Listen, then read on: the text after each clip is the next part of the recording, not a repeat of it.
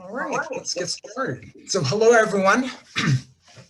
Welcome to the Science Cafe, streaming live from the beautiful Verde Valley here in the heart of north central Arizona. I'm Drew Cannon. Briefly before we begin this evening, for those who aren't familiar with the concept of a Science Cafe, it's kind of a movement springing up in communities worldwide where individuals whose field of study and careers that are related to STEM, an acronym that stands for science, technology, engineering, and mathematics. They meet with you and me, the public, in an informal setting outside of their labs or classrooms in order to just have an informal conversation about their areas of expertise.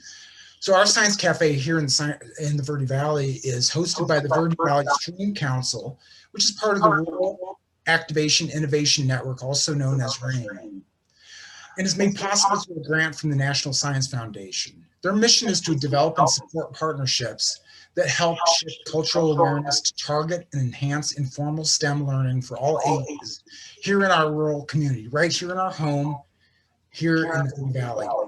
Now, before COVID-19, these sessions might meet in person in a relaxed environment, such as at a coffee shop, a restaurant, or perhaps even a wine tasting room. But for now, anyway, we're doing it virtually from the comfort of our homes. So go ahead and relax, grab a beverage or snack, and let's enjoy an evening of discovery. We do want to encourage you to ask questions. We hope you have many this evening, and this is how it will work. As you think of your questions during our guest presentation, please use the Zoom meeting Q&A box to enter your questions, and I'll relay them to our guests after the presentation. So let's talk about our topic this evening, the virus that causes the COVID-19 disease and the vaccines that can help control the spread. We decided to talk about the subject because there's a lot of discussion, but not much opportunity to delve into the details. The anatomy of the virus, and the vaccine, and science, and to ask the questions we have on our mind. When we choose topics for the Science Cafe, we try to make it relevant and of interest to our local community. Here in Arizona, the COVID-19 vaccine eligibility was open to every approved age group for those who would like to receive the vaccine. There are those in our community who have received one of the vaccines, others who have decided they never will, and those who may have questions. But whoever you are, I guess we're having some problems with the audio, and I'm not, let's see. Hey, Matt, could you mute yourself for just a moment, and let's see if that might help. Hello? Okay. Anyway, so we decided to talk about this subject because there's a lot of discussion, but not much of an opportunity to delve into the details, the anatomy of the virus and the vaccines, the science, and to ask the questions we have on our minds. When we choose topics for our Science Cafe, we try to make it relevant and of interest to our local community. Here in Arizona, the COVID-19 vaccine eligibility was open to every approved age group for those who would like to receive the vaccine. And there are those in our community who have received one of the vaccines, others who have decided they never will, and those who may have questions. But whoever you are, we hope you'll learn something you didn't know before. So our guest this evening is Dr. Matt Pearcy. Dr. Pearcy earned a Bachelor of Science degree in molecular biology and biochemistry from the University of Idaho. He earned his Ph.D. from the Center for Infectious Disease and Vaccinology at Arizona State University. And he currently teaches microbiology, anatomy and physiology, molecular genetics and virology at Yavapai College Verde Valley campus here in Clarkdale, Arizona. And Matt, we were just discussing, you're also a river guide at the Grand Canyon during the summer months. So, it sounds like you're living the life, and I hope I covered your intro correctly. Okay, good. And so welcome, Matt, and thank you for joining us this evening. I just wanted to briefly say before we begin, I recently had the privilege to hear Matt's presentation. I thought it was one of the best I've experienced on the subject, and Matt explains the subject in a way that dives into the science and explains it in a way that's understandable. And it answered many of my questions, and I personally had a few aha moments, and it's our hope that this, it'll do that for you as well. And this is one of the reasons why Matt is considered one of the best of many excellent professors from Yavapai College. So first, we'll begin with Matt's presentation. It's about 70 minutes in length, and then we'll have time for question and answers. So without further ado, Matt, can we begin with your presentation? I think I will mute myself. All right, Drew, thank you for that introduction. I better be on it tonight. I feel like I have something to live up to now. So, and everybody else out there, thank you for coming out on a Friday afternoon / evening to talk a little bit about virology and vaccinology. So I'm going to share my screen. So what I want to do is just tell a story about viruses in general. We really need to put those in the context of a lot of other kinds of organisms that can infect us and cause all kinds of problems. And after we talk about that just for a minute, then we'll talk specifically about coronaviruses, how many there are, where they've been in the story of humans, how long they've been there, some of the other viruses that have popped up that are coronaviruses. And then we'll talk a little bit of cell biology, how the virus is interacting with our body, with our cells. And then we'll talk about how vaccines are made, specifically the mRNA vaccines, which I think is just kind of groundbreaking and fascinating technology. And then at the very end, we'll talk about the process that those vaccines go through before they're allowed to be, in widespread distribution, worldwide. And we'll look at a specific example. We'll look at the actual data for the Moderna vaccine as it went through all of those processes. And then at the end of it, any questions anyone wants to have, be more than happy to attempt to answer them. So to get started on this, the first thing I want to talk about is these words here, right? Just to make sure we're all on the same page. So COVID-19 is coronavirus disease 2019. So COVID-19 is the disease that people get. It's the sickness, right? With the signs and symptoms. This up here, SARS-CoV-2, is the actual virus. So this is a severe acute respiratory syndrome, coronavirus 2. It's a heck of a name. Scientists can't give anything names that are easy. The reason there's a 2 there is because, as we're going to talk about in a minute, this is not the first of these viruses. SARS-CoV-1 popped up in the early 2000s, and we'll talk a little bit about that in just a minute. So building on that, the first thing I want to do is talk about all those bugs out there and the ways that they can infect us and how they're similar and different to each other. The reason we're talking about this before we get right into talking about coronaviruses is because these different types of organisms are everywhere. They're problems to us, but they have similarities and differences to each other and to us that have real implications about how we treat them and how pathogenic they can be. So first, this is just a kind of bacteria called Staphylococcus aureus. It's just up there so I can talk about bacteria in general. So the first thing about bacteria we should talk about that's different from viruses is that bacteria are actually alive, right? That means they, in many cases, can move around their environment. They can take in sugars and use those to make energy. They can reproduce. Inside of those bacteria are many chemical reactions going on that are necessary to life. So why are we making such a big deal about bacteria being alive? And the answer to that is that viruses are not.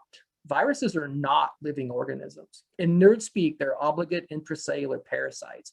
If a virus is sitting out here on a bench top or outside of a cell, it is completely inert. It can't do anything. It can't bring in sugar. It can't reproduce on its own. It can't move on its own. A virus can literally do nothing unless it's inside one of our cells. So because of that, right off the bat, comparing these two, there are huge differences, right? So we know that for a lot of bacteria, we can treat those with antibiotics. Probably most people here have taken the antibiotic penicillin. Penicillin works pretty well even these days against some types of bacteria. So bacteria are alive, right? They do all the things we associate with being alive. We can treat them with antibiotics. Antibiotic really technically means anti-life. And right off the bat, there's another difference between bacteria and viruses. Viruses are not alive, therefore antibiotics will not work on them.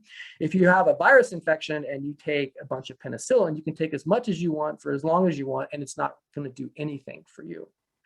The last thing about bacteria is that they are relatively small, very small compared to our cells, but they're huge compared to viruses. And we'll talk more about that in a second. So those are the bacteria, right? So over here, this is just an example of a fungi. This is Coccidioides. I picked this because it's relevant to us in Arizona because it's what causes valley fever. which is really prevalent in the Southwest, especially Phoenix, right? Dust, people inhale the dust from construction and all that, and that will allow the fungal organism to take hold, and they can cause all kinds of problems. It can be fatal. Now, we have drugs to treat fungal infections, like coccidioides.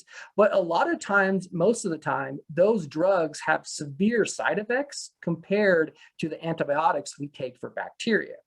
And so the question is, why is that, right? And this goes back to us comparing these organisms so we can realize the uniqueness of viruses, right? So these fungal cells here are actually more similar to our cells than they are to bacteria, which is pretty crazy because they look a lot more like bacteria. Bacteria are what are called prokaryotic organisms. Fungi are what are called eukaryotic organisms. We as humans are also eukaryotic organisms. So our cells are more similar to this fungal cell here than the fungal cell is to the bacteria. What that means for practical matters is when we want to take drugs internally that are going to be able to kill those fungal cells, they're quite likely going to be extremely toxic to our cells as well, because our cells are so similar to fungal cells. So these both look kind of similar, microscopic organisms, but they are fundamentally different in a biochemical way. And over here, these are the parasites. I just picked Toxocara because it's the most common one in the US. So this people can get from their cats and their dogs. It's relatively rare in the US, but it can cause problems with your eyes and liver and all of that. These organisms are also much more similar to us than they are bacteria. So the drugs to treat these types of infections tend to have some pretty significant side effects as well. So those are three different types of organisms that can infect us and cause all kinds of problems. And it's different how we treat them because of how similar they are to each other and to us as compared to bacteria. But these three all have one thing in common. They're alive, right? So now we get to the viruses, by far the most interesting class of intracellular obligate parasites that there ever was. I'm really fascinated by viruses. There's many, many different kinds that do things very, very differently, but they're extremely successful organisms. They are incredibly tiny, as we'll talk about in a second. And yet they are, if you look at a gene level or DNA level, the most common organism on this earth because there's just so many of them. And they're all extremely varied in how they do things and the different kinds of cells that they can infect, but they're extremely successful. So we're going to focus on the viruses because we're talking about coronaviruses. Now, a couple of things about viruses in general before we move on. One is they are tiny, right? It's kind of hard to talk about how small microscopic things are compared to each other. So I like to blow things way up, right? So if you're talking about one of our cells, so to build a human being, you need about tens of trillions of cells, give or take, depending on your size, and you need 200 different cell types. Right? And those cells are different sizes, but roughly if you took one human cell and made it as big as an entire professional baseball park, like I'm not sure if it's Bank One ballpark down in Phoenix still or not, but you take a professional ballpark, the entire thing, the field, the stands, the concessions, everything. If one of our cells was that big, then a bacteria would be about as big as the infield, maybe a little bit bigger than the pitcher's mound, right? And a lot of viruses would be significantly smaller than the baseball, right? So they are just incredibly tiny and not alive. So antibiotics don't work on them, right? We do have drugs that are antivirals, but they're not truly antibiotics. So one of our main defenses that we use to combat viral infection is vaccines, if we can make a vaccine for the virus, right? We know there's clearly vaccines for some viruses like polio, right? But there's not vaccines for some viruses like HIV. And we can talk about why that is at the end if people want to. So for the rest of this, we're going to focus on a specific virus, right? So we're going to talk about coronaviruses. So we know there's about 7 different types of coronaviruses. They were discovered in probably the mid-1960s. And 4 of those just cause the symptoms that we associate with, a bad cold or maybe a little touch of the flu. They're not really that pathogenic, but there's some exceptions. And those exceptions are shown here, right? So SARS-CoV-1 first popped up in the early 2000s, 2002 in southern China. And this virus, as you can see the numbers there, it infected about 8,000 people, killed roughly 700 people, and had almost a 10% fatality rate, right? So this virus actually it popped up, right? It appeared and people got sick from it. And the second round of infection was mostly healthcare workers trying to help them, but not knowing what the virus was because it was brand new, right? It had just emerged. And so those people fell ill as well. That was very quickly kind of cordoned off, right? And so that virus didn't get a chance to spread beyond southern China, really. And so because of that, that outbreak was brought under control with relatively small numbers of infections and death, but it still had a pretty high fatality rate. And so SARS-CoV-1 disappeared, right, as viruses do. And so about 10 years later is when another coronavirus appeared. This is Middle Eastern Respiratory Syndrome, or MERS. So this appeared in Saudi Arabia in 2012. This is thought to be spread from camels. There's some good evidence showing that. Here, we only had, I say only relatively, we had about 2,500 people infected, but it killed 882 of them. So that's a 34.4% fatality rate. That kind of sent shivers around the necks of people who work in infectious disease around the world, because that is an incredibly high fatality rate. Luckily, that virus didn't spread very well from person to person. Had it mutated so it became effective at spreading well from person to person, it could be a whole different world today. But the fact is, it didn't. And it was quickly tamped down by isolating people very, very quickly. And so MERS also went away. So to put these numbers in context, right, 9.6%, 34.4%, we can talk about the numbers for probably the pandemic that everyone knows about, right? And that's the Spanish flu of 1918, 1919. Back then, the world population was about 2 billion, right? And they think about 25% of the world was actually infected with the virus, and about 50 million people actually died from it. So if you do all that math, it's about a 10% fatality rate. So about the same as SARS-CoV-1. And we know what a catastrophe that was. So that's one reason. I mean, it seems like a long time ago now, right? But it really wasn't. When SARS-CoV-2 first showed up, these are the fatality rates that we had to compare it to. And there for weeks, it wasn't really known what that fatality rate was going to be. Luckily, it was significantly lower than that. But in some ways, I feel like we were really lucky to have that happen. So to update us where we are now today with SARS-CoV-2, this started in Wuhan, China. I think probably everyone knows that. These numbers are specific to the US after this, unlike these up here. So right now in the US, we've had about 32.6 million people infected and about 580,000 people have died. And that translates into roughly a 1.8% fatality rate. So it's actually interesting. So here's the numbers on the 3 very pathogenic coronaviruses that have shown up in the last 21 years. Some data just came out yesterday from some research that's being done at the University of Washington, and they're firmly convinced that the world has really underestimated the amount of COVID deaths. So if you're interested in reading about their research and some of the conclusions that they've come to, you can Google this link right here. And by the way, this link is a little misleading since you can't have periods in this address. That's actually 6.9 million, not 69. They're not saying 69 million people have died from COVID. They're saying 6.9 million worldwide have. So what they do is go through and in this article, they present how they come up with their conclusions. That basically probably about 950,000 people in the US have died from COVID. And throughout the world, different countries have underestimated by different amounts. Their hypothesis is that Russia has vastly underestimated by about 5-fold the number of people that have died from COVID.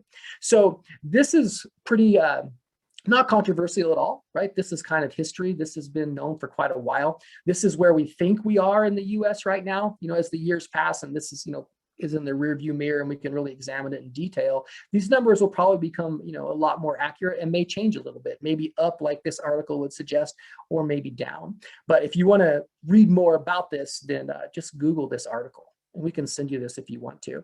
I'm going to do this a lot in this presentation, by the way, talk about a few things. And then if you're really interested in it, I'm going to direct you to a place where you can learn more about it. So that's kind of where we are as of today, right? I got these numbers. They were accurate yesterday. So to talk about how this whole process is going to work, now that we've had an introduction to coronaviruses, what I want to talk about next is just a little human cell biology. So everything on this slide has to do with an everyday normal human cell. There's nothing to do with the virus on this picture. Not yet anyway. So what we're looking at on this slide is how a normal cell functions, right? This is just a cell going about its ordinary life, not being hampered by virus infection, nothing like that.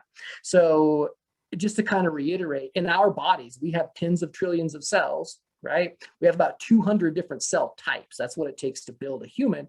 And they have all kinds of different shapes and different functions, but we can symbolize them all with a picture like this. So this is going to be the plasma membrane that completely surrounds the cell, right? This is the cytoplasm in here. This is the nucleus, and inside of the nucleus is where all of our DNA is. So we got to talk about DNA a little bit so we can talk about mRNA, so we can talk about proteins. So to understand how these mRNA vaccines are going to function and how they're going to be built and why they work, we got to understand how cells just do things in an everyday manner. And we don't have to get into a lot of detail. We just need to talk about a couple different processes. So we're going to start inside here in the nucleus, right? This is where our DNA is. So we know as humans, we have 46 chromosomes, right? We have 46 chromosomes, which is just our entire library of DNA. Those 46 pieces of DNA have about 3.2 billion base pairs of DNA to make all of that up. And in all that information, there's roughly about 22,000 genes. And each one of those genes has a set of instructions on how the cell should build one single protein.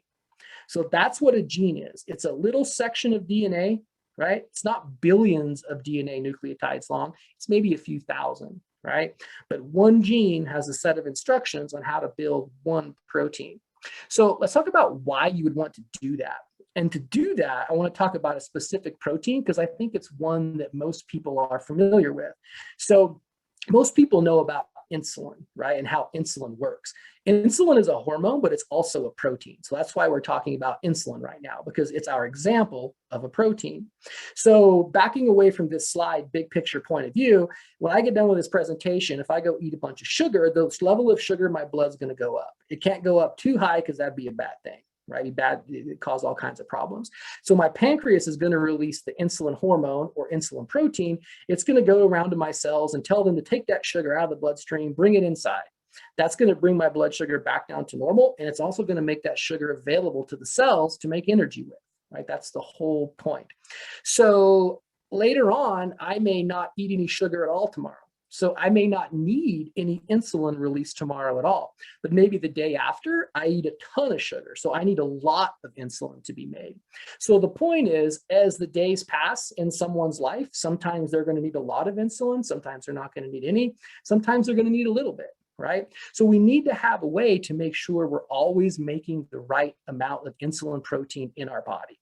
So to do that, if you think about it, one thing we're going to have is a place to store the instructions on how you build an insulin protein.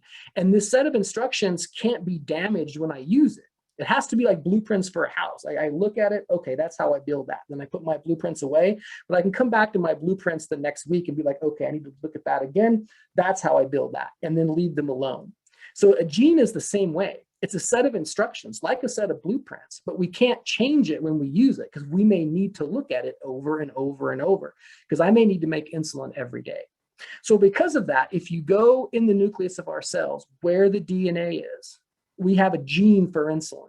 On one of those chromosomes, there's a short section of DNA that has the exact instructions on how we make the insulin protein. I can use that today, and when I'm done, I'm going to put it back, so to speak, and it's going to be completely unchanged, completely unmodified. And if I need it again tomorrow to use as a set of instructions, it's going to be there. So that's the importance of the DNA. It has the genes, and the genes are the sets of instructions on how to build all the proteins that I need. So let's say I need some insulin because I just ate a bunch of sugar. What I'm going to do is go to my DNA, find the right chromosome, find the area of the chromosome that has that gene for insulin, and then using a process called transcription, I'm going to make a messenger RNA copy of that insulin gene. And when I'm done with that, I'm going to do two things. I'm going to take my messenger RNA copy of the insulin gene, and I'm going to bring it out in the nucleus. We'll come back to it in a second. The next thing I'm going to do is take my DNA and essentially put it back on the shelf. It's going to be completely unchanged by this whole process. It's there waiting for me tomorrow if I need to make more insulin. So the story of DNA is done for this slide, right? But we have a messenger RNA copy of that insulin gene. So we're going to bring that out into the cytoplasm of the cell. Now, this is the exact same thing, it's just drawn bigger. So this messenger RNA for our insulin is the same as this one. We just want to show more detail on it. So when a messenger RNA gets out into the cytoplasm of the cell, and only when it gets out into the cytoplasm of the cell, being in the nucleus will do it no good as far as being translated into a protein. The mRNA or messenger RNA has to go into the cytoplasm. And once it gets out there, an organelle called a ribosome is going to find it, bind to it, and then, long story short, with the help of these little structures here called tRNAs, the ribosomes are going to take this messenger RNA, read its set of instructions, and use that set of instructions to build an insulin protein, right?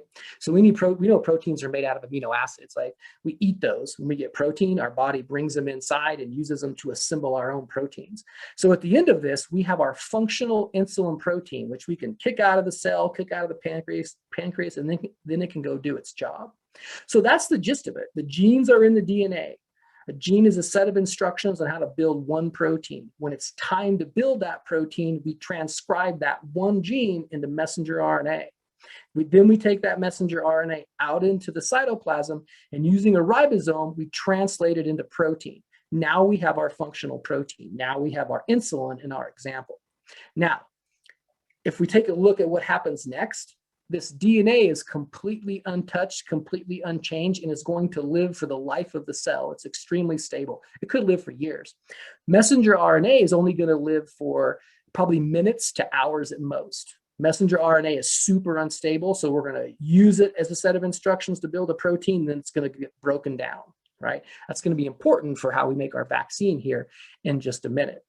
So this is just gene expression. This is how we make a protein. But it's important to understand the general steps so we can talk about how how we build this vaccine and the process by which it works. So when we talked about this slide here, we talked about how, in general terms, we build a protein. Now, we make tens of thousands of proteins. And some of those proteins, not anywhere near all of them, but some of them are inserted in the plasma membrane of our cell. So my little stop signs and triangles here, I don't know what you call that. These are meant to represent proteins that are sticking outside the cell. They're embedded in the plasma membrane, so they're part of the cell, but they're sticking out into the extracellular fluid, right? So that happens for a whole bunch of reasons we don't really need to get into. What's important about these proteins right now is that our immune system knows every single one of our extracellular proteins, right? So if immune system cell comes up to the cell you're looking at right here, it's going to take a look at this molecule, this protein. It's going to look at this protein. It's going to look at this protein, and it's going to say all of those belong to me. These are all self proteins. This cell is healthy. This cell is not infected with a virus. This isn't a virus. This isn't a bacteria. This is a normal, healthy cell. So one purpose out of a bunch that these proteins on the surface of our cells have is they identify us to our immune system cells. Immune system cells aren't allowed to be active until they learn every single molecule that could be on the surface of one of our cells. And so if this is the whole picture, and all our immune system cells see are the self molecules on the surface that should be there, then our immune system will never do anything to this cell, right? So there's like 8 weeks of cell biology condensed down into like 5 minutes, right? So we're going to come back to this picture, and we're going to build on this and talk about how we actually make our vaccine, what it does when it gets inside of this cell, and then what our immune system's response is. But this is the picture we're going to build on. But what we want to do is leave this cell for a while, leave this uninfected, completely normal human cell, and we're going to talk about the coronavirus. So if you look at this, it's roughly the same size as that last slide. But keep in mind, in real life, this is minuscule to that slide on the last slide, right? You could fit tens of thousands of coronaviruses inside of one single human cell. So to talk about coronaviruses in a little bit of detail, we can look at this picture, right? So a few things. So first, as humans, we talked about how we make proteins on the last slide, and we can make literally tens of thousands of proteins. Coronaviruses make about 37, right? 37 compared to tens of thousands. Viruses are tiny, right? Our genome is 46 separate pieces of DNA, and it's 3.2 billion base pairs. The genome of a coronavirus is actually RNA, but the important part is it's about 30,000 nucleotides long. 30,000, not 3.2 billion, right? So it's tiny, tiny compared to our cells. So it makes about 37 proteins, or you need about 37 proteins to build a coronavirus, but there's just a couple major ones shown here. And the one we really care about is the spike protein. So the spike protein sticks out the outside of the virus. And this looks kind of like a crown. That's why they're called coronaviruses, right? So these other proteins, right, and there's many more. There's about 35 more, 34 more, something like that. Their roles really aren't important for this discussion. We're going to focus entirely on this spike protein because it's sticking out of the virus, sticking out into the extracellular space. And as we're going to see in a second, when a coronavirus contacts one of our cells, it's going to use this spike protein as a key to get into our cells. So we're going to come back to that spike protein in a second. So inside here, this is the genome of the coronavirus, right? So it has all the information it needs to force our cells to make about 37 different proteins, right? So there's information in here to make 37 different proteins. That's important because we're going to come back here and talk about how what we're going to do eventually is cut out a little tiny chunk of this virus's genome, just the section that has the instructions on how to make the spike protein. That literally is going to be what our vaccine's made of, but we're going to get back to that in just a minute. First thing I want to do is talk about the structure of this tiny little coronavirus. So this was our cell, right? This is what the virus looks like. So the next question is, what happens when a coronavirus actually infects one of our cells? How does that happen? And that's what this picture is showing. Now, to be honest, I stole all these pictures off the internet. So this whole picture of a cell right here is exactly the same as this one, right?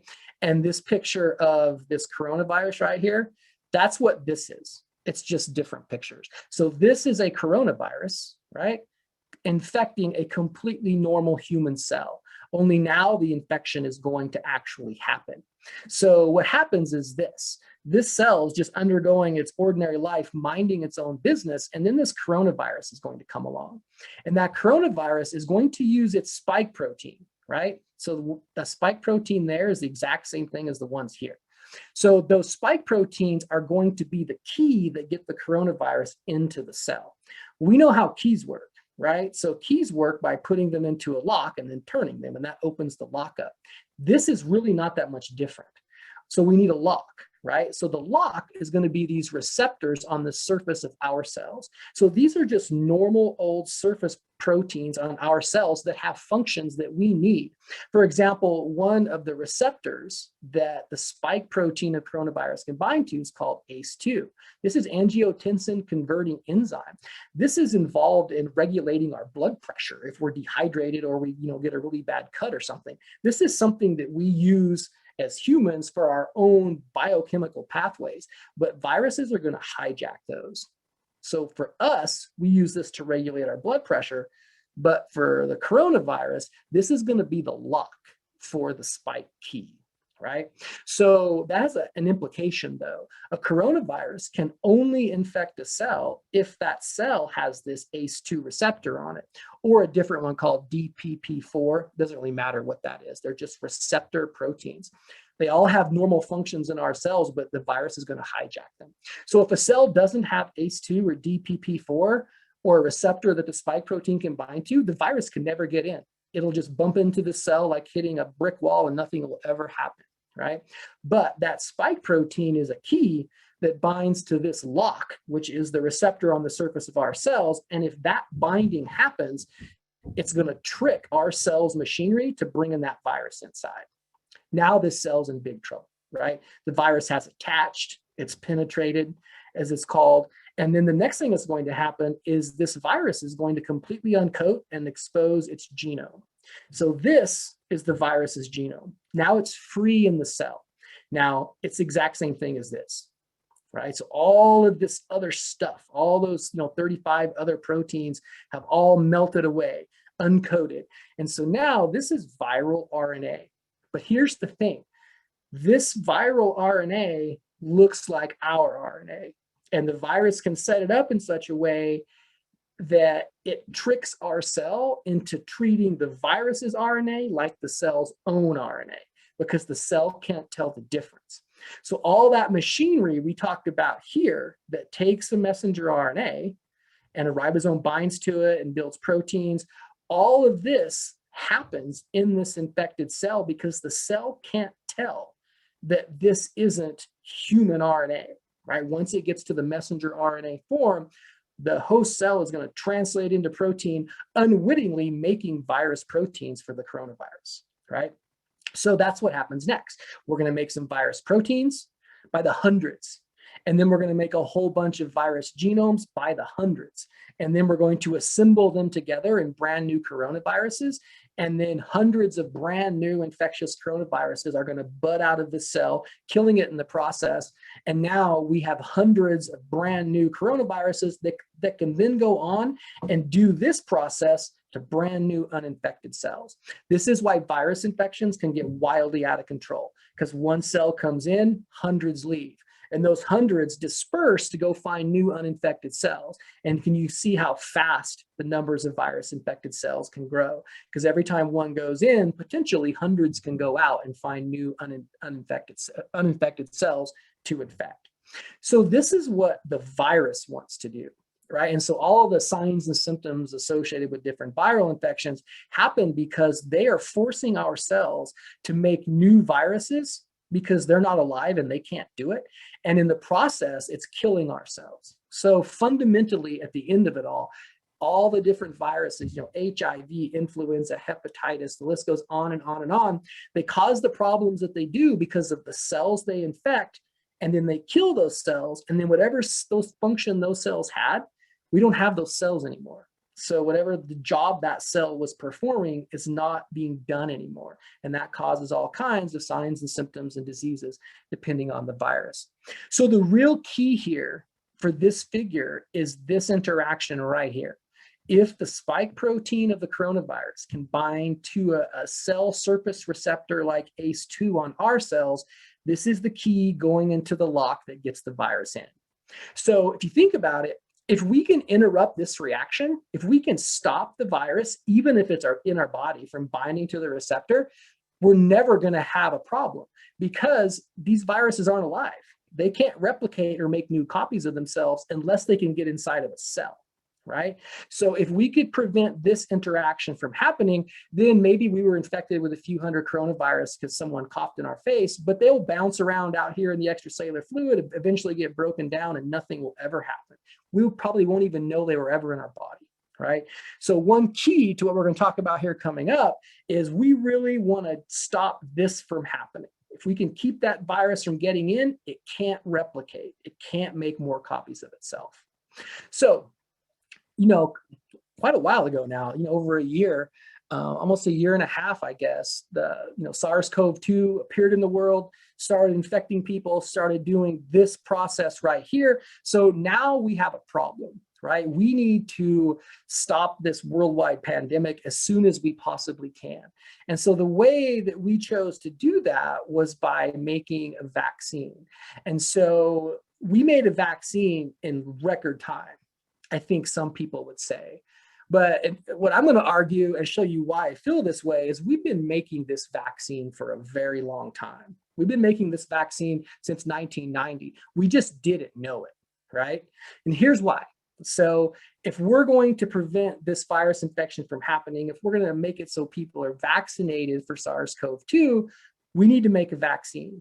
So the first step of making a vaccine is knowing what part of the virus that you should make the vaccine to. There's 37 different proteins. How do you know which one? You want to find a part of the virus that's a good target for the immune system. So that's where we start this story. So we know there's SARS-CoV-1, right? That came about, like we talked about, 2002. And after SARS-CoV-1 disappeared, a lot of research was done, basic research was done on SARS-CoV-1 because it had the capacity to be catastrophic, right? Like SARS-CoV-2 is now, only its mortality rate is 5 times higher. So people started to look and started to try to build and find ways to make a vaccine to a coronavirus like that. So this is some more light reading if you want. So this is a research paper that came out in 2006. And the gist of this is people took the SARS-CoV-1 and did a huge array of tests to find out exactly what the part of the virus would be best to make a vaccine to.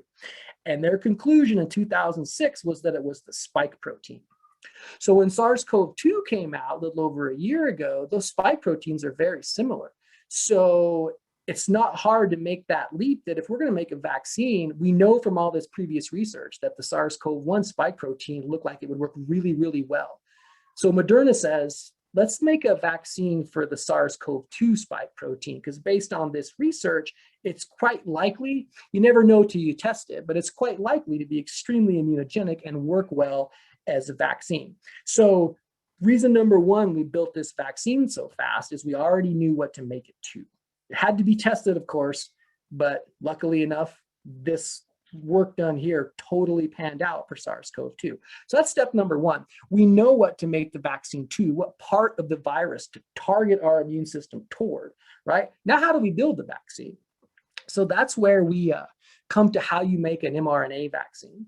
So I'm going to go over like the kind of the major steps of this, but if you want to read more about messenger RNA being used for vaccines and other things, this is a really good readable paper. Right, so this is mRNA Vaccines, a New Era in Vaccinology. This came out in 2018. So this is reason number two that we made the vaccine so fast. The groundwork had been worked on for this since 1990 because the power of this is amazing. It's going, here's, you know, this is me talking, not talking about data, talking my opinion just for a second. You're going to start to see mRNA vaccines being used for almost everything. You're also going to see a lot of anti-cancer drugs delivered using this kind of system because it's cheap, it's safe, and it's fast, right? Those three things are pretty unbeatable. And also, we're not going to go too far down this pathway, but a lot of times the delivery system that you have to deliver a vaccine or a drug can itself be immunogenic and excite our immune system. So you can't use the same system over and over. But with this technology, you can. It's not immunogenic in that way. So people started to figure out how to do this process that I'm going to talk about in like the early 1990s. But it really didn't, start to really work in a productive, way that was easily scaled up. Right? It's one thing to be able to do this super intricate kind of experiment or construction in a laboratory, where I use $5,000 worth of reagents and it takes me 2 weeks to do. That's not helpful for making a vaccine for billions of people. So part of this process was making this process work. And then once it worked, making it scalable. And now we can do all of those things. Like in my opinion, we'll see if it pans out. Making an opinion on something that's being recorded. I think flu vaccines are going to start to be made this way. It's much smarter because it's so much faster. It takes too long to make a flu vaccine. That's why they're only about 75% effective, something like that. We can respond to viral evolution faster now because if they evolve and change the shape of their outer proteins, like their HA and their NA, we can make vaccines to those much, much quicker. So it should make flu vaccines work much better because we can make them a lot faster in response to changes that the virus may do. Anyway, back to this story.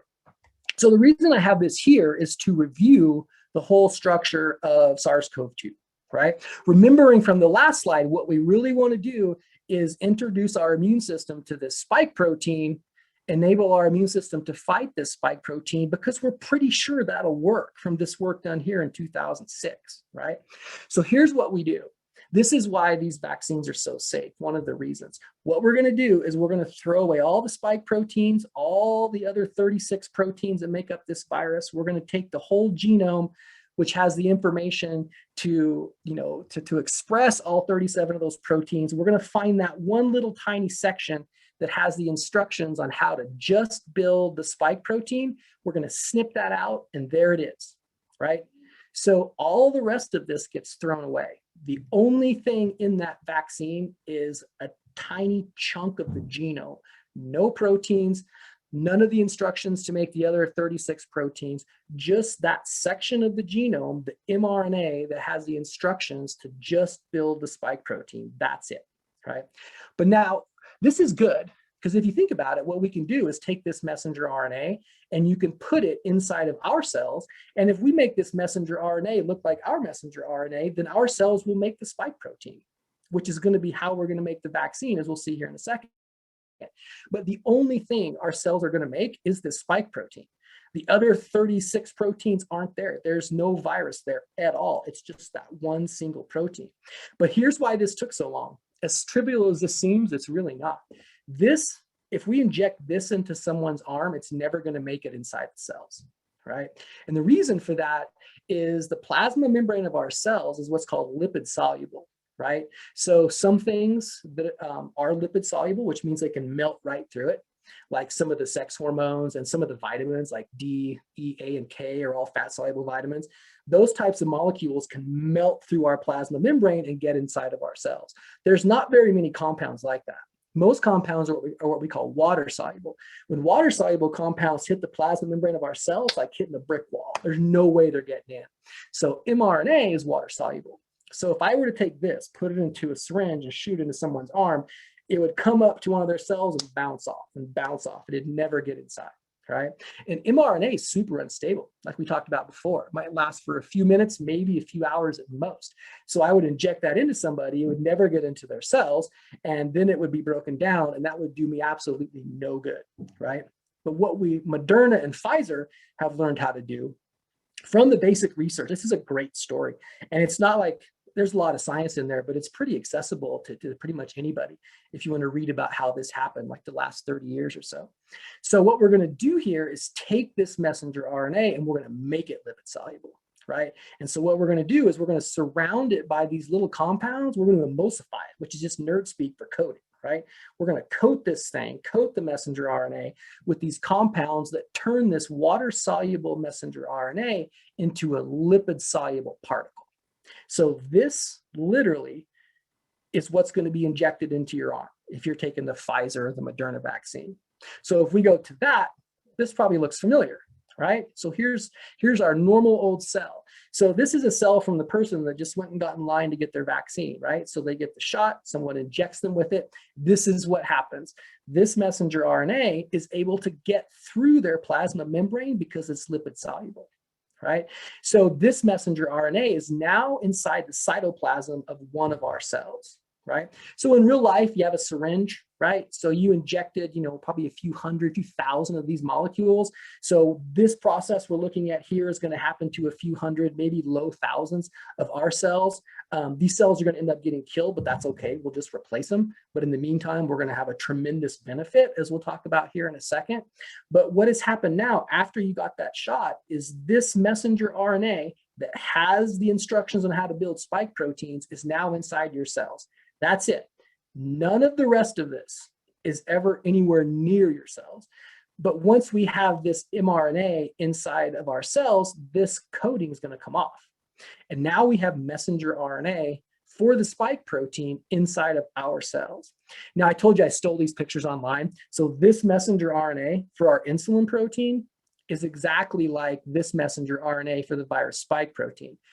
Everything that the ribosome would use to recognize it is, hey, that's one of my messenger RNAs. I should translate it, make a protein. Ours looks like this, right? So the whole process that happened here, we're going to fool our cells' ribosomes and some other parts of it, and they are going to take this virus spike protein and translate it into protein. And once that happens, a few hundred to a few thousand of our cells are going to make the virus spike proteins and stick them on their surface. So now we have this human cell with virus spike proteins sticking out of the cell.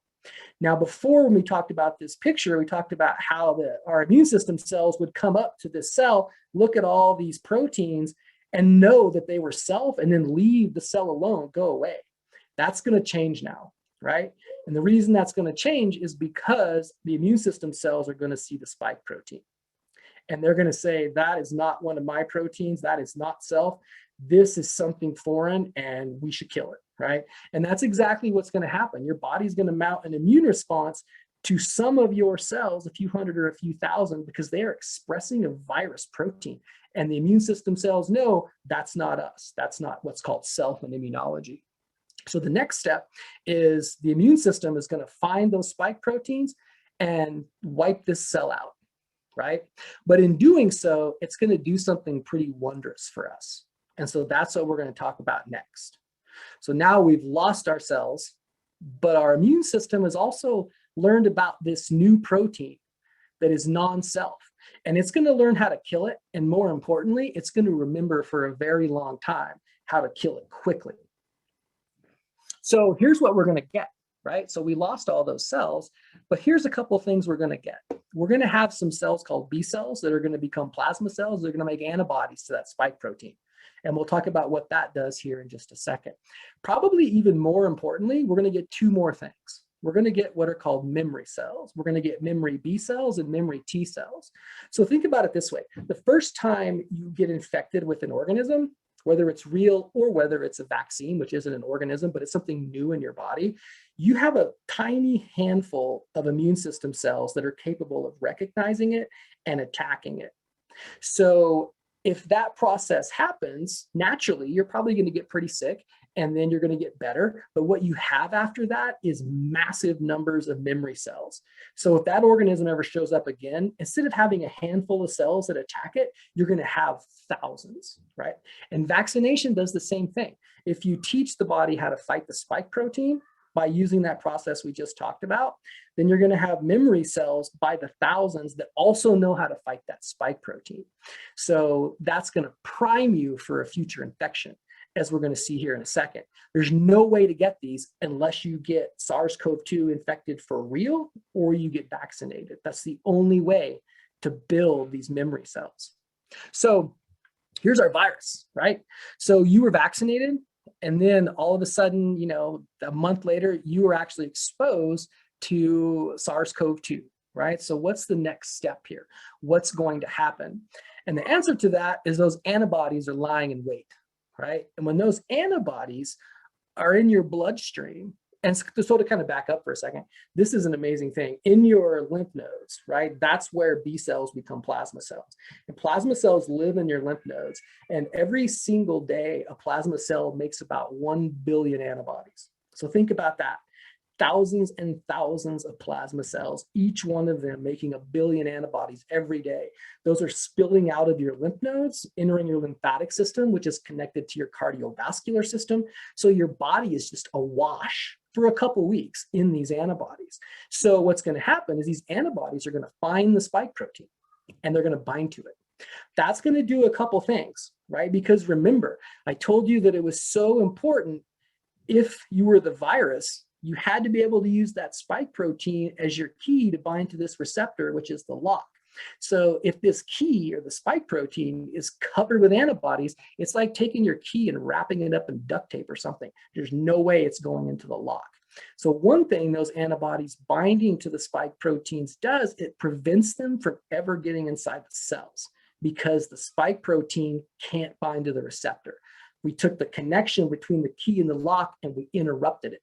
Just literally, I mean, it's a simplistic example, but it's 100% accurate. It's basically like wrapping a key up in duct tape, only we're wrapping the spike protein up in antibodies. It's going to do the same thing. Now, there's also a whole host of other things happening. There's immune system cells that recognize this complex of an antibody bound to something, and they engulf the entire thing and destroy it by a process called phagocytosis. There's a whole other kind of cell, a family of cells called T cells that are involved in this, but this is kind of the gist of it. We taught our body how to fight that spike protein. So if that virus ever had the audacity to show up, we already know how to kill it. right? And there's one more component to this story that is really important.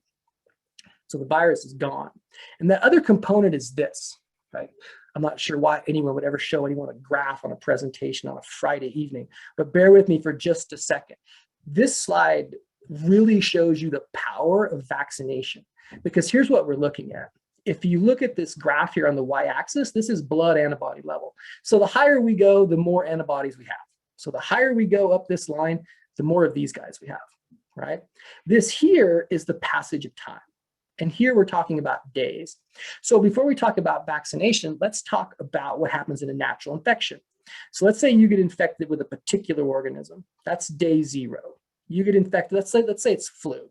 Let's say you get infected with a flu virus at day 0. So a couple of days are going to pass, right? You're going to start to make an antibody called IgM. And then after about a week, you're going to start to make a little bit of this antibody called IgG. And about 12 days after you were exposed and that organism started to multiply inside of your body, you're making the most IgG antibody you're ever going to have. This doesn't really matter what these are. They're just antibodies that our body's using to fight the virus. The point is, after 12 days, you have high levels of IgG antibodies. So that means for 12 days, your body's been fighting off that virus. Hopefully it's winning, but sometimes human bodies lose because it takes a long time at first exposure or the first time you're infected with an organism to make this many antibodies, right? Now, let's say you survive this infection. So then the levels of antibodies go down, but notice they're not completely gone. And then this time period here is 2 weeks roughly. But in real life, this could be weeks, months, years, decades. So for pox virus vaccines, we know this time period could last for probably 40 years at least, right? So now what's going to happen on this graph 2 weeks later, but in real life, maybe years later, the same exact organism infects this person, right? But now what's going to happen is called your secondary immune response. And so when your secondary immune response, look what happened. When your secondary immune response happens, look how different it is. It's not going to take, a week to start to make IgG. It's going to happen in hours, right? And it's not going to take, if you look here after 12 days, we have this much IgG. Look how much we're going to get this time, right? That's why once you survive a natural infection, if you're ever infected with that exact same organism again, it has to be the exact same one, you probably didn't even know you're infected because your secondary immune response is so much faster and so much more powerful. It makes so many more antibodies so much faster that you kill the organism so quick you probably didn't even know that it was there, right?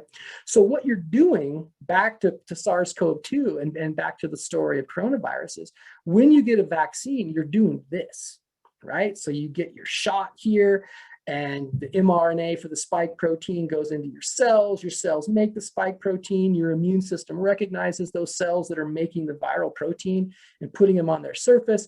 Your immune system cells kills those, makes memory cells and all of that, and then you're fine, right? But if you're already vaccinated and then you get exposed to SARS-CoV-2 for the first time, the real SARS-CoV-2, you're not going to have this happen. You're done with that. The vaccine did this for you. If you're exposed or infected with real SARS-CoV-2 after you're vaccinated, this is how you're going to respond. You're going to make huge levels of IgG much, much faster. And the data shows you're going to wipe that infection out pretty quickly, and you probably won't even know you're sick. You probably won't even know you were ever infected. So the difference between this primary and secondary immune response is massive, right? So we can get this over with naturally. Hopefully we'll survive it, right? And that's true for all organisms.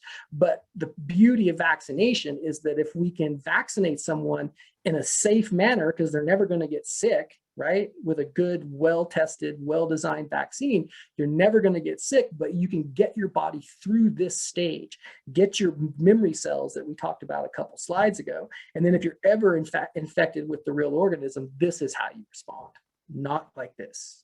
So that's the beauty of vaccination. So that's all wonderful, right? But if you're going to shoot something into my body, it better be safe, right? So we're not just going to willy-nilly just start, that's a great idea. We can get this messenger RNA inside of these cells. That's awesome. Let's do it, right? That's not how things are going to happen. So once Moderna came up and the other companies. I'm just using Moderna because it's a good example. Those vaccines still have to go through a number of specific phases that have certain goals, right? And so those are shown here. So this preclinical, this is what I was arguing started in 1990, trying to get messenger RNA stable and to last long enough to get it inside cells, to get it translated into protein, right? All that kind of stuff is the preclinical part. It's the basic science of taking what you know about cell biology and immunology and virology and building something to take advantage of our own immune system, to teach it, right? So once we go through this phase, which can last for decades, right? What we're going to do then is go into phase 1 trials. And what we want to do is give this to a very small number of healthy people. We're not trying to see if it's efficacious or if it works. We want to see what happens when we put this into people. Like there always could be something very, very unexpected. And the best way to control for that, at some point you have to try to put something into people, right? But you take a small number of healthy people and then give them a low dose. If everything's fine, give some people a higher dose. And then if everything's fine, give them a little higher dose. And then if that goes okay, then we go into phase 2. In phase 2, we know things are kind of probably maybe safe, right? So at this point, what we're going to do is actually give this to some people who are maybe suffering from the condition that we want to help. Or if we're giving a drug that can potentially benefit them, we need people that it could benefit. Like say it was a diabetes drug, right? Then we would have some diabetics in phase 2, not in phase 1. Phase 1, we just want healthy people just to see what's going to happen, make sure it's relatively safe. So in phase 2, what we're going to do is get some people, let's stick with our diabetic, and include some people who are diabetic, try different doses, see which doses work the best, so we can settle on a dose to use therapeutically to test, and then also make sure that it actually helps a small handful of people. Not enough to be like statistically, make it ironclad that this is an efficacious drug, but like, let's see if, if we give this to a relatively small number of people who are diabetic, does it help them? And is it safe? And what dose worked the best? So from there, if everything, proceeds as planned, then what we're going to do is take that dose and we're going to give it to a lot of people. Right? So this is phase 3. So this is where we're going to give this drug to a whole big group of people. We're going to give a whole big group of people that's kind of the same makeup, a placebo, right? And then we're going to let a certain period of time pass and we're going to make sure it's safe and also see if it works. So a lot of times this phase 3 has about 1,000 to 3,000 total participants. For Moderna, that was about 30,000. I'll show you the actual data here in just a second. So if this goes well, right, then the FDA is going to go through all the data, look at everything. A committee with no conflict of interest is going to look at all the data, look at the results, and confirm that it's 2 things, safe and effective. And that's when they start giving it to people, right? And so that's not the end of it. So we know there's a lot of vaccinations out there now for SARS-CoV-2. In fact, I think I saw today a little over 100 million Americans are fully vaccinated, I think. And that's a third of our country almost, right? So it's a lot of people. And that brings us to phase 4. Right? So you continue to look, because maybe even though you had a large group of people in phase 3, maybe there's this really rare thing that's going to pop up every now and then. So you don't let your guard down and stop collecting data on the side effects of vaccinations just because it's in widespread deployment, right? You're still going to go into phase 4 and track that. So these are the phases that we're going to go through to test our vaccine and make sure it's safe. So if we go back to phase 3, this is a really important one, right? Does it work and is it safe? And so here's what Moderna did. So if you look at the top of my screen, this is one of those things, if you Google that, that's the exact title of the article in the New England Journal of Medicine that I stole all these figures from, talking about Moderna's actual results. Right? So I'm going to go through some of these slides relatively quickly, but they explain exactly how they came up with every term, how they defined every term, the parameters of every single thing you could think of.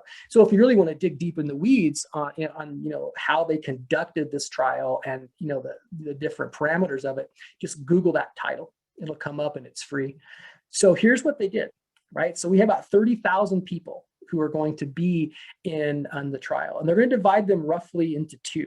So if you look down here, N is the number of people, right? So if we look in the very first shot, right, there's going to be 15,000 people here. and change getting the vaccine, and 15,000 and change getting a placebo. If you look over here at the second shot, it's going to be a little bit less. People always drop out of clinical trials, so those numbers are always going to be lower. But what they essentially did was divide 30,000 people into two groups. One group got 100 micrograms of the mRNA vaccine, mRNA 1273, right? The other people got a placebo.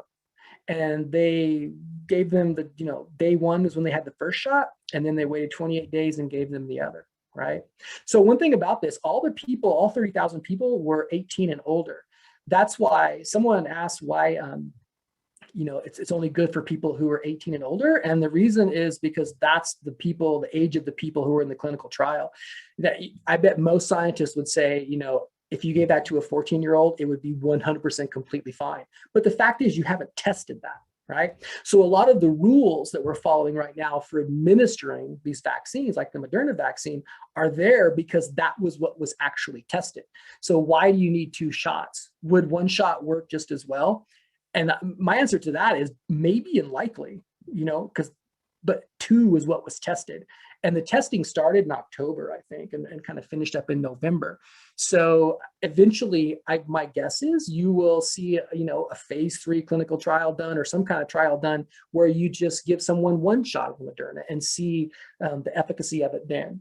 But that hasn't been tested yet, right? And so eventually, I think they already have, I'm not sure if the results are out, they'll give the vaccine to younger people, actually do the trial, get the results, and then change how they're administering that vaccine. So a lot of the rules come because that's how the trial was set up. You're not going to deviate that and start giving people the vaccine in an untested environment. If there weren't kids in the phase 3, there's not going to be kids when it's generally deployed, right? You got to follow the same kind of format. So this is showing you some of the adverse events after the first dose and some adverse events after the second dose. And they're very definitely side effects, right? Pretty minimal and nothing really serious. So this data, if we want to look at it in more detail, we can look at here, right? So up here, and again, if you want to go through this in like a lot of detail, just Google that title. But these are all local events, right? So let's talk about what these graphs are actually talking about. So this is at the site of injection. So this is going to be pain, right? This is redness, right? This is swelling at the site of injection, and this is swollen lymph nodes, right? So if you look here, there's four different columns. So it's placebo dose 1, placebo dose 2, which are definitely lower, right? And then there's the actual vaccine dose 1 and the actual vaccine dose 2, right? And so that's the same format for every one of these different variables. And you're sticking a needle into your arm, right? So there's definitely going to be some physical effects of that. Like vaccines very definitely have some pain and some inflammation and some other side effects that happen pretty much every time. So if we go down here, these are systemic events. So we have a fever, headache, fatigue, muscle pain, joint pain. That's what those words mean, nausea and vomiting, or chills. And so you can see these same blocks of 4, placebos are always lower, right? And then the people actually getting the vaccine had much higher levels of all of these. And I think just anecdotally from talking to people, around the college, I think probably most people would agree that their second shot had more side effects than the first one, right? So these are just general trends. So you can look at this and see how they track the different adverse events that could happen. But the way these are characterized, in people in vaccinology, these are all really minor, right? Someone going into anaphylactic shock, that is a huge side effect, right? And that's entirely possible in a situation like this, right? There's people out there that if they ate peanuts, they could go into anaphylactic shock and die. Penicillin has saved more lives than maybe anything on earth. I'm personally allergic to penicillin. If I took it, it could quite likely kill me. I could quite likely go into anaphylactic shock.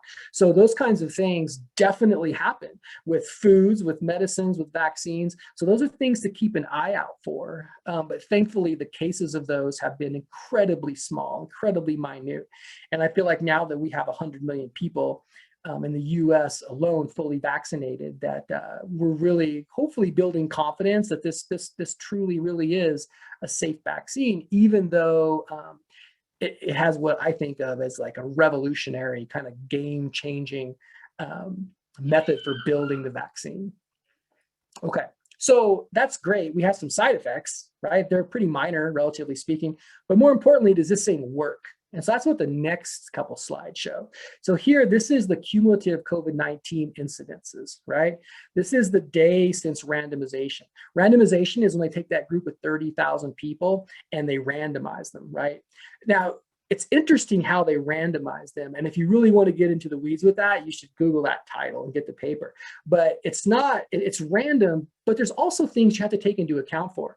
Like we know that, if you're below the age of 65 and you're obese, you are much, much, much more likely to have problems if you get infected with COVID. So these two groups are random, but you still want to have roughly the same amount of people who are under the age of 65 and obese. If that number was wildly skewed, then your data probably wouldn't make any sense. It wouldn't be as, you wouldn't have as much confidence in it. So it's randomized, but there's also different situations that are cast in a light to make sure that they're equal on both sides of the aisle. So whether you're getting the actual vaccine or a placebo. Something else would be like, if you had, 1,000 people who had asthma in that trial of 30,000 people, you wouldn't want all 1,000 of those in one group or the other. That could really skew your data. You would want to make sure that that pathology, which is associated with a pretty bad, end with COVID infection, you'd want to make sure that those were pretty evenly distributed. So it's randomized, but there's also variables that people make sure are randomized within that. So we're not going to go too much into the weeds with all these numbers, but here's the gist. The people that got the placebo, over time, that group got more and more and more COVID, right? Over here, this is the group that got the vaccine. It's definitely not 100%, right? Turns out it's like 94.1% effective, but there's some people it just did not work on, 5% of people. So that's pretty good for a vaccine, actually. So this just shows you how many people got COVID that had the placebo, and you see the number goes way up. And then you see here's the number of people, the incidence of COVID as in the group that was vaccinated. And then if we break that down into numbers, then it's going to look like this, right? So in that group of people, at the end, 14,550 got the vaccine, 14,598 got the placebo, symptomatic COVID 11, symptomatic COVID 185, severe COVID 0, and severe COVID 30. So they have pretty specific definitions for these, which are all in this paper if you want to read it. So if you take all of this together, the conclusion that the group came up with was that 2 doses of this mRNA vaccine are safe, 94% effective in persons 18 or older. And like I said, the reason they're saying 18 or older is because that's the age group that was included in the phase 3 clinical trial. There was no one younger than 18. So that's why that specific number is there. So now, this has been, I think, like 3 months now, roughly. 2.5, 3 months that we've been actually actively vaccinating people with the Moderna vaccine and the other ones. But so now we're in that last phase where we have millions and millions of people vaccinated. So we surveil and start to look for those really rare incidents of side effects that maybe we didn't catch in phase 3. And for the Moderna vaccine, to my knowledge, there's really none that have popped up. So that's a wonderful thing. So at the point of this, the end of this is how we're going to give the vaccine, and it's proven itself to be safe. So what I'd like to do now, talking a mile a minute for a while, is answer any questions you guys might have. But while I'm doing that, I want to go to this slide, because if you find this type of thing really interesting, and you need some summer reading or watching, these are some things you might look into. So if flu interests you, this is a really readable book, and it talks about the 1918 pandemic. And then something we didn't talk about, but was a question someone sent me from the audience was, could the 1918 flu pop up again? And it's a crazy story because this guy, Jeffrey Taubenberger, in the 90s, he went out to the permafrost in Alaska. In fact, so permafrost doesn't unfreeze, hence permafrost, right?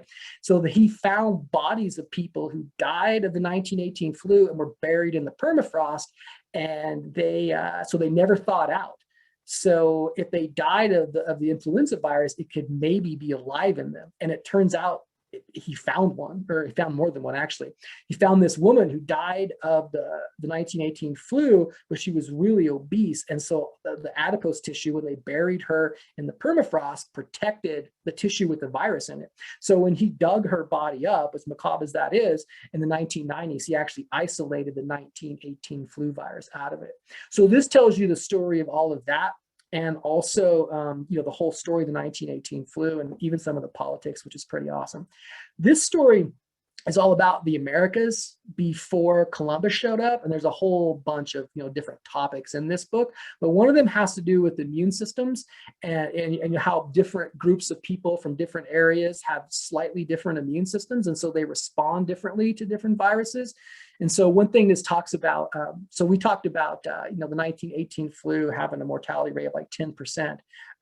We know now from looking at historical records that, there were millions of people in the Americas before Columbus showed up. And, when those people came from Europe, they brought diseases that had never been seen before, like smallpox and like influenza and all of that. So these viruses would sweep through communities and have mortality rates of 95% plus, which is just mind boggling to me. So this is another great read.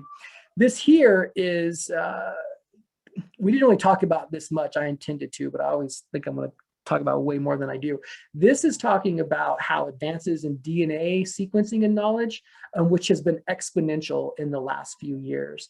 It's now super cheap and super easy to sequence DNA, and we can now purify DNA from human skeletons that are 50,000 years old. And you put all those things together, they're doing really cool research to talk about how people spread throughout the globe. And then down here, this link is a Frontline show. It's 10 years old, but it is awesome. If you've ever heard about the whole, MMR vaccine causing autism and all that kind of thing, this tells you that whole story about the now discredited doctor who proposed that. Turns out he was being paid and all this kind of stuff. But, the whole, still in society today, there's still a large group of people that think vaccines can cause autism, which has been completely debunked in probably 25 countries at least.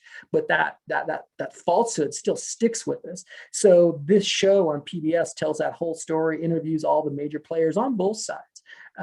And so now I think that you have a little bit of knowledge about cell biology and how vaccines are made. This is a fascinating watch.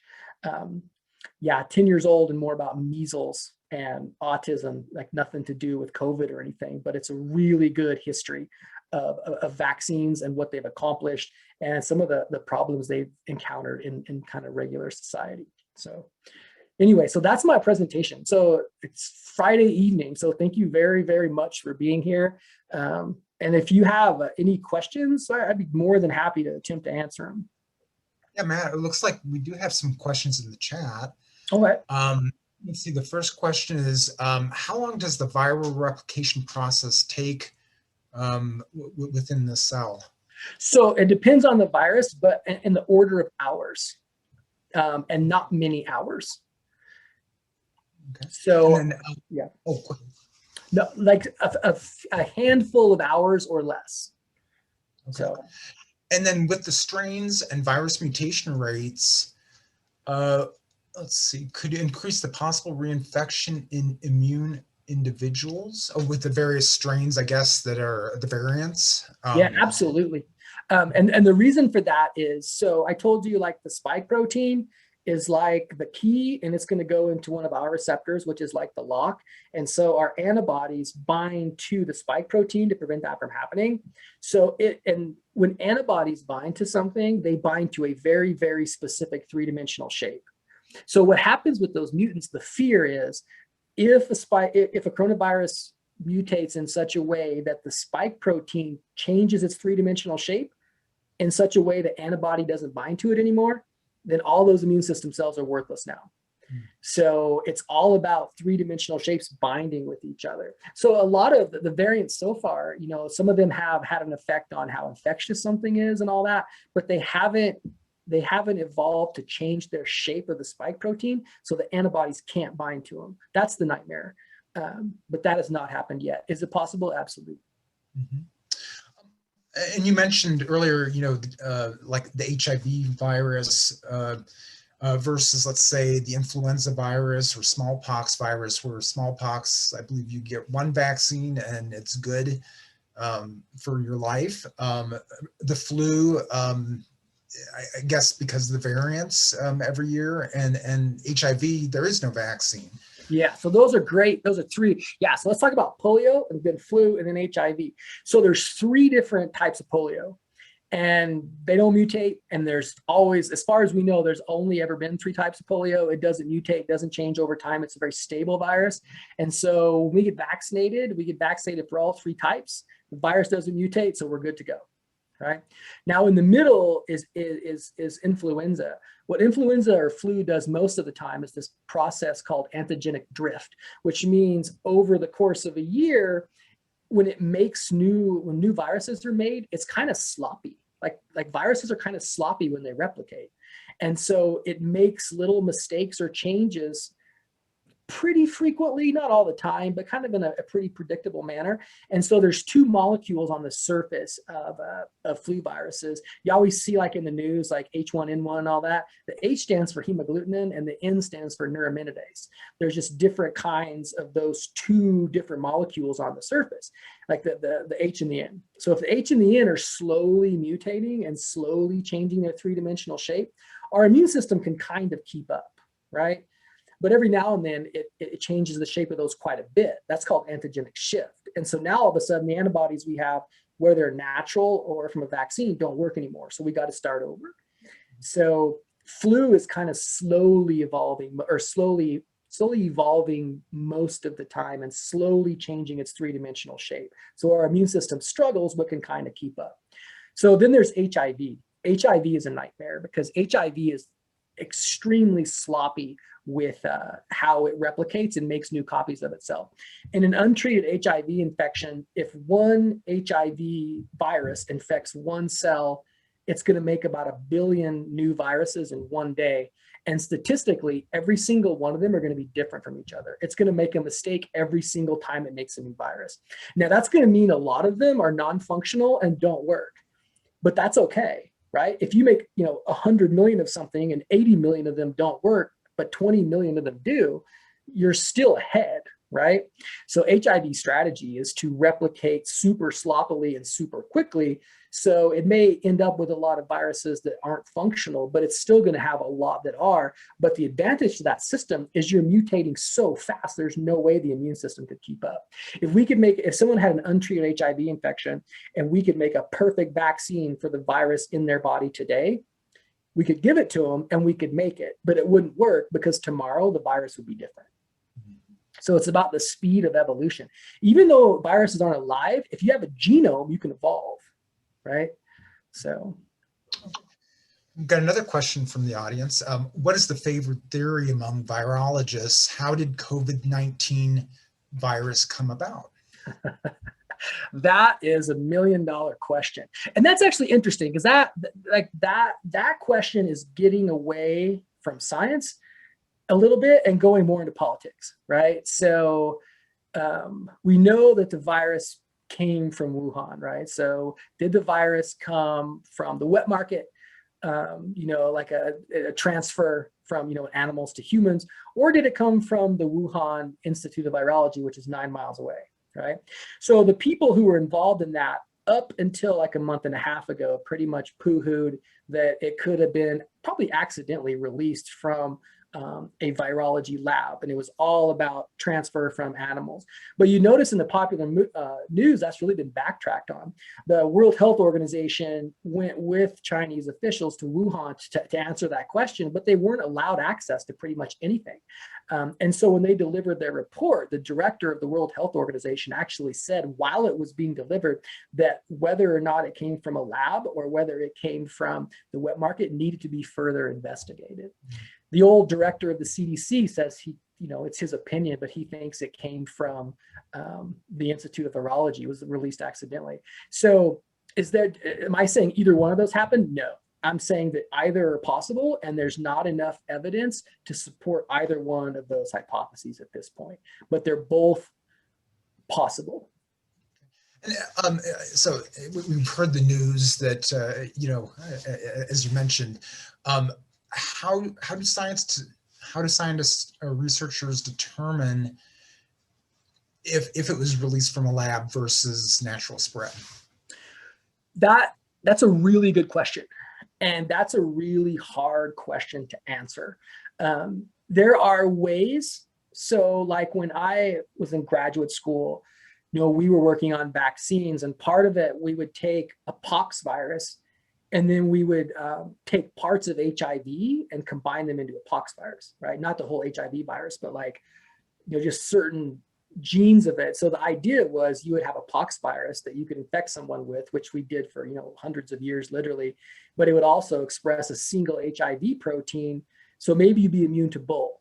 And that went into clinical trials. I'm not exactly sure where that's at. But the point is, to do that, you had to use some drugs to force it to happen.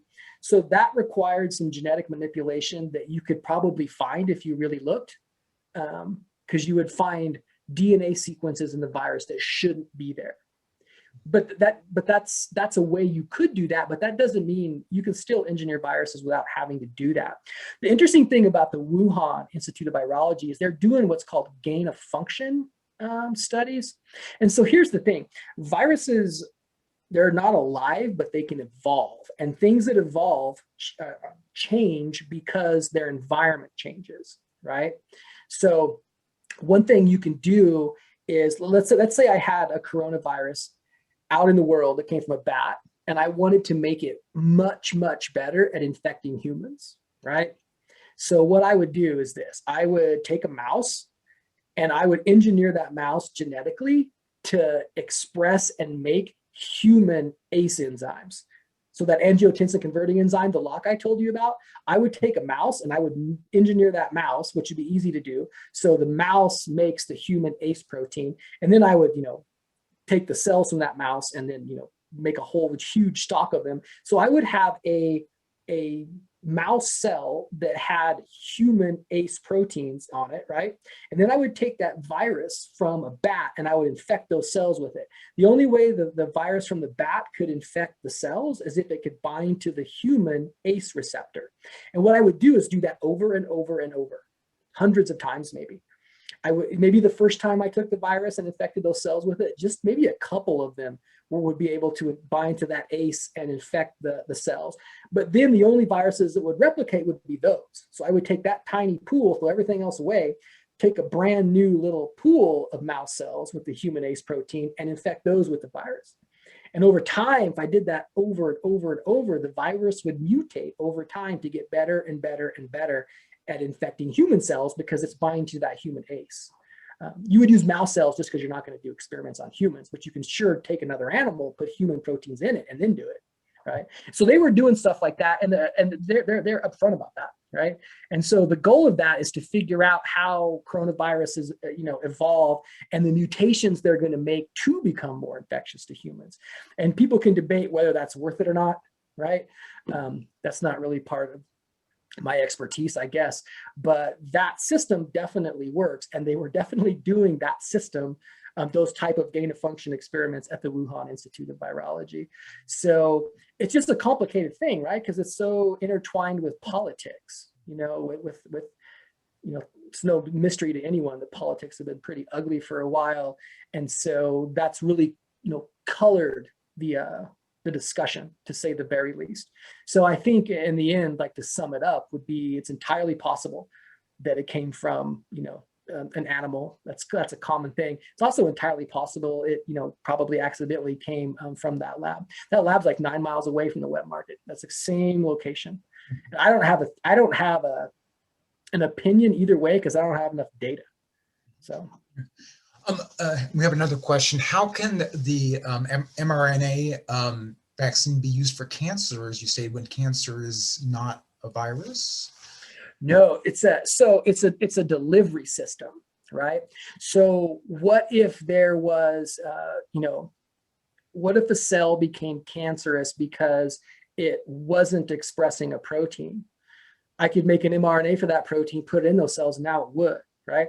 And there's this whole other family of something we didn't even mention at all. There's this whole other kind of field of biology. It's called regulatory RNA. And basically you can use RNAs to either cause genes in a cell to be expressed or to stop them from being expressed. So we didn't talk about that at all. So it's not like a vaccine at all. It's just that technology to get an RNA inside of a human cell has huge implications besides just virology. Essentially, I can take an RNA, put it into a cancer cell, and the mechanism that's causing that cell to be cancerous, I can shut it down. That's the goal. So. And is the Johnson & Johnson vaccine the same technology as Moderna? No, it's completely different. The Johnson & Johnson is traditional, right? So it's actually, so Moderna and Pfizer are the mRNA vaccines, like the future, in my opinion. The Johnson & Johnson is kind of a traditional vaccine. What they did is take a different virus called an adenovirus, and they've disabled it in such a way that it can still infect cells, but it can't replicate, so you're not going to get sick or anything. And it's basically a delivery mechanism to teach the cell how to make the spike protein. But it's more that's not uncommon. That's been done for decades. So, and that's why it took longer, partially. And we'll take one more question since it's 6:30. Respect everyone. Why does the virus vary among individuals? Some folks die and others don't get very ill. Considering this is a novel virus. That if I had to answer that question, you'd be awarding me a Nobel Prize, right? But there are some things we do know, right? So, like if you look in general, I told you there's those B cells and T cells, and it's their job to go out and look for things that aren't there, to look for non-self, right? That's the basis of everything for that vaccine. But here's the thing, like. I'm trying to think of a way to describe this. So my B cells and T cells are going to recognize different things than yours are, right? So we all have B cells and T cells. They're all capable of recognizing foreign things, but that doesn't mean that if the same foreign thing goes into me and you, that our immune system is going to recognize it equally well. So you and I could both be infected with the exact same organism, but my B cells and T cells aren't as good as recognizing it as yours are. So you're going to mount an immune response faster. Right? So all the signs and symptoms of the disease, the damage it's going to cause, you're going to be able to deal with that faster than I am. That's one thing. But there's also, there's just all these there's these things that are linked with, having, a robust immune system that we really don't understand, like the ins and outs of. Like, for example, like there's some pretty good evidence. It was really anecdotal at first with COVID that people who are low in vitamin D are really susceptible to like bad outcomes with COVID. And they're actually doing some really good, double blind studies now to see if that's actually true. It seems to be, but it's like good, what I would consider good research is being done on that now. So if we're deprived of something, there seems to be a link, underlying pathologies, like why does high blood pressure lead to such a COVID outcome? We don't know why, but we know it does. Obesity, same thing. And there's a pretty good link between, exercising and the robustness of your immune system. So a lot of it is just like lifestyle, giving your body the tools that it needs to fight things. But then also in the end, it's just kind of random. Like we just have different repertoires of immune system cells that may not be equally adept at killing a single organism. So. And if there's more questions out there, if people want to stick around, I don't mind at all. I don't have anywhere to be for a few minutes. So, okay. Also, it's Friday night, so if you have something to do, don't feel like you have to stay. Well, we have the question: is it true that the virus is a link between having blood group A? That I don't think the evidence supports that very well. I've never seen good data that would back that up. I'm not saying it's not out there. I'm not saying that at all. That's one of those things that there's and that's something that's going to be fascinating as time passes. We're going to be able to really look at a lot of these things in a lot more detail with a lot more data and have more time to really work those out. I know that's people say that. I've never seen good evidence to support it, but it could be true. Okay. And what are the issues? How long a vaccine will last, even in the absence of spike protein evolution? That's a question that only time will tell, right? So we know that so for example, those pox virus vaccines, people who were born pre-71-ish have the scar on their shoulder. Those we know last for at least 40 years in most people, Like they last for a very long time. But there's probably people who had the pox vaccination where it didn't last, maybe a month, but in general, that one lasts for a very long time, right? And then on the other hand, there's ones we have to get boosters of pretty regularly, right? And so the short cop-out answer to that is you have to test that. So we're just going to have the time pass and see how long it does. So it's not a very good answer, but it's an honest one though. Like you just don't know until you've done the experiment. So okay. We do have another question. Just Spanish flu, there was no vaccine, and I guess it lasted for over 3 years. It disappeared, or did we just reach herd immunity to stop the Spanish flu? So that's true. It lasted a couple of years, and there were like 3 distinct waves, and it was very complicated because you had World War I going on and all of that. So that's another question that's really hard to answer. It was a very strange virus. Most of the time, like infectious diseases, if you take like people, it's going to kill the really young people and the old people, and everyone in the middle is going to be like the people that are, that survive because they're the strongest. It was opposite with the 1918 flu. It kind of preferentially killed people like in their 20s, 30s, maybe early 40s, which was very, very unusual. But the people who survived those infections, like if they were infected with that exact same flu, they would be protected. But the thing is, flu just changes. So flu, had that, it was an H1N1, right? It was an H1N1 flu. And so because it's always evolving, it eventually evolved away from being like that super pathogenic, right? And you think about it from a virus point of view. It's always interesting to take the virus's point of view. What a virus wants to do is infect you and not kill you. Like if a virus kills you, you're a worthless host, right? So what it wants to do is infect you, like replicate and live for a very long time and shed off many, many infectious virions. So if you look at the most successful viruses, they're not really pathogenic. Like Ebola is kind of a dumb virus because it infects you and then it kills the person. It makes it hard for it to spread. So there's a certain logic to like a virus wanting to evolve away from being that pathogenic. Like a perfect virus would be HIV from its point of view. It infects somebody, has like 10, 15 years to replicate and spread before it really starts to really adversely affect its host. So that's a good question, but also not with a clear, really super cut answer. Most likely, it just kept evolving, that anthogenic drift process I told you about, and then eventually it assumed a form that wasn't quite so pathogenic. I think we'll wrap things up for insight. And if you're interested in learning more about the class that Dr. Pearcy teaches at Yavapai College and to enroll, please visit www.yc.edu. That's for Yavapai College. And in the next day or so, look out for an email asking you to complete a short survey. Your feedback is very important and will help us determine what you'd like to see in future science cafes. So right now we're planning our next event for the June-July timeframe. So look out for an email invitation. Friend us on Facebook at Verde Valley STREAM Council. And please invite your family and friends. And as always, the more the merrier. And thank you all for joining us. That's for now, and good night. Hope to see you all very soon. Happy Friday. Thanks for coming, everybody. Have a good night.